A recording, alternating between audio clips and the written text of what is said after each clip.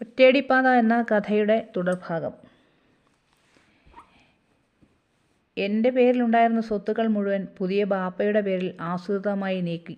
അങ്ങനെ എനിക്ക് തന്നതെല്ലാം തിരിച്ച് അവരുടെ ആങ്ങളുടെയും മക്കളുടെയും പേരിൽ ഭദ്രം. ഞാൻ വെറുമൊരു അടിമയായി മാറി. വിജയാഹ്ലാദത്തോടെ എൻ്റെ ഉമ്മയും പുതിയ ബാപ്പയും മക്കളും എന്നെയും കൊണ്ട് അവിടെ നിന്ന് തിരിച്ചു. അതെൻ്റെ ജീവിതത്തിലെ തടവറയിലേക്കായിരുന്നു. പോകാൻ നേരം എൻ്റെ ഭർത്താവ് എന്ന് പറഞ്ഞ ആളുടെ മുഖത്തേക്ക് ഞാനൊന്ന് നോക്കി. അയാൾ മുഖം തിരിച്ചു. അമ്മായിയമ്മ മുറ്റത്തേക്ക് നീട്ടിത്തുപ്പി. വീടെത്തുന്നത് വരെ ഞാനെന്ന ഒരു മനുഷ്യജീവി ആ വണ്ടിക്കകത്തുണ്ട് എന്നൊരു വിചാരമില്ലാതെ എൻ്റെ ഉമ്മയും പുതിയ ബാപ്പയും മക്കളും പറയുന്നു, ചിരിക്കുന്നു, ഇടയ്ക്കെല്ലാം വണ്ടി നിർത്തി ഇറങ്ങുന്നു, പലതും വാങ്ങുന്നു, കഴിക്കുന്നു. അങ്ങനെ അങ്ങേയറ്റം സന്തോഷിച്ച് വീടെത്തി. ഇതിനിടയിൽ അവരുടെ മക്കൾക്ക് പലതരം ബേക്കറി സാധനങ്ങളും ഒക്കെ വാങ്ങി.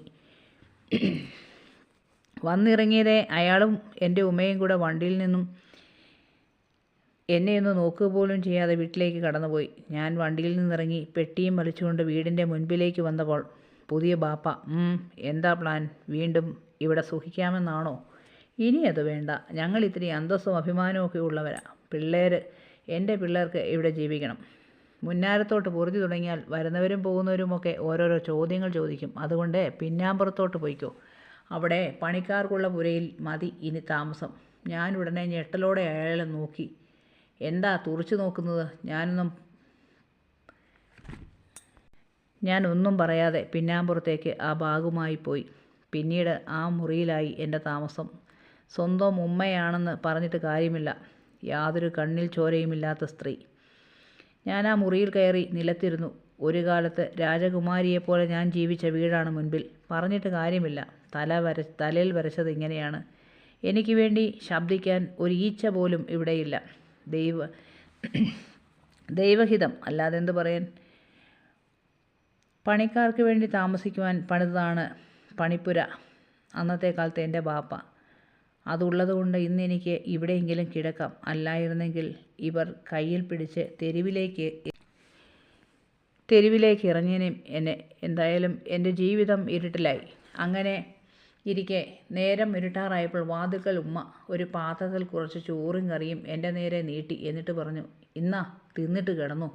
ഞാൻ അവരുടെ മുഖത്തേക്ക് നോക്കി. ആ കണ്ണുകളിൽ ഒരു തുള്ളി പോലും അനുകമ്പ ഞാൻ കണ്ടില്ല. പകരം ഒരു രൂക്ഷഭാവം. ഞാൻ അന്നത്തെ ദിവസം ഒരു തുള്ളി വെള്ളം പോലും കുടിച്ചില്ല. ആരും ചോദിച്ചുമില്ല.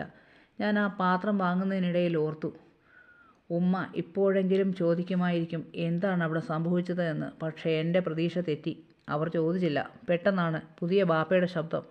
ഇനി ഈ പതിവ് വേണ്ട. തന്നെ ആഹാരം വെച്ച് ഉണ്ടാക്കി കഴിക്കട്ടെ. അല്ലാതെ മുതലാളിച്ച് കളിച്ചിരിക്കണ്ട.